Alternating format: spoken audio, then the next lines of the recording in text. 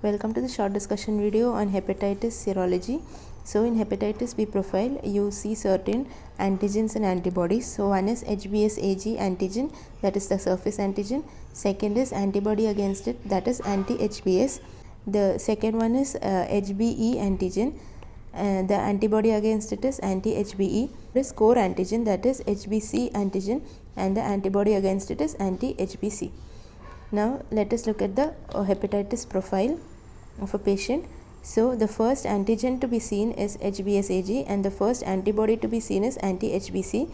Initially the antibody is of IgM type and later it gets converted to IgG. So in an acute case you will have IgM and in a chronic case you will have IgG. Then there is a development of anti-HBs and there is a gap between HBsAg and anti-HBs. This is the window period.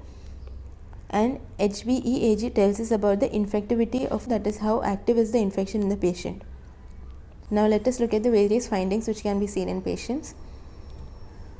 So the first patient is IgM type of anti-HBc, which means acute, and he has HBeAg, so high infectivity.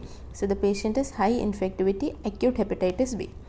Second patient is IgG, which means chronic, and HBeAg positive.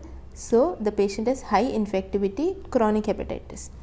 Third patient has no HBeAg, so it is low infectivity. He has IgG, so it is chronic.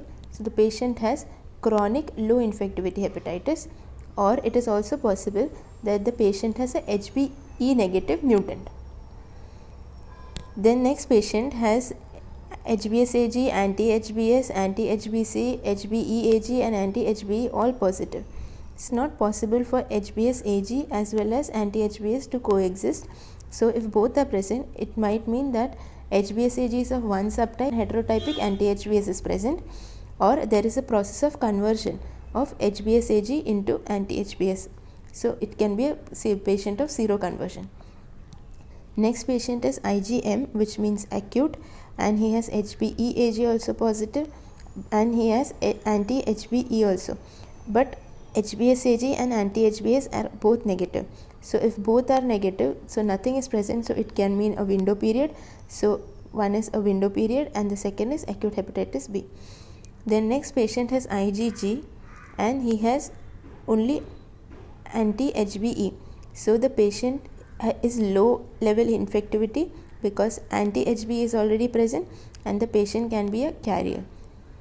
Or hepatitis B in the remote past because IgG is present, so it can be a past infection. Next patient has only antibodies. So he has anti-HBs, he has anti-HBc, and he also has anti-HBe. So the patient has mounted immune reaction against it, so he is a recovery patient. Next patient has only anti-HBs, no other markers are present. So that is present only in the case of immunization or in hepatitis B in remote past or in a case of false positive. So to summarize, if IgM is present, it means acute, and if HBeAg is present, it means high infectivity. If IgG is present, it means chronic. If all antibodies are present, then it means recovery from infection. If only anti-HBs is present, it means immunization. If both HBsAg and anti-HBs are absent but other markers are present, it means window period. And if anti-HBc and anti-HBe are present, then it means carrier state. Okay, thank you.